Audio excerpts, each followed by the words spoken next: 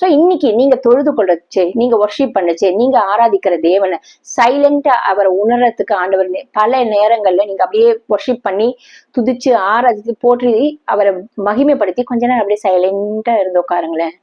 அவர் மெல்லிய சத்தம் உங்களுக்கு கேட்கும். அந்த அனுபவம் நம்ம ஒவ்வொருத்தருக்கும் வரணும்.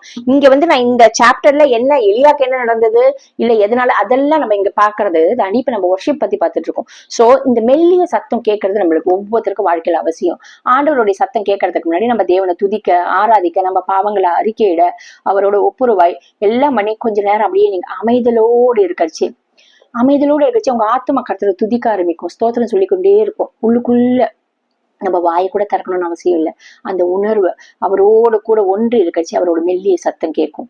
அந்த மெல்லிய சத்தம் நான் இருக்கேன், பயப்படாத, உன்னை போல இன்னும் பல பேரை நான் வச்சிருக்கேன், அவங்களையும் நான் காப்பாத்துற மாதிரி உன்னை காப்பாத்துவேன், நீ செய்ய வேண்டிய காரியங்கள், நீ போக வேண்டிய தூரம், நீ கர்த்தர்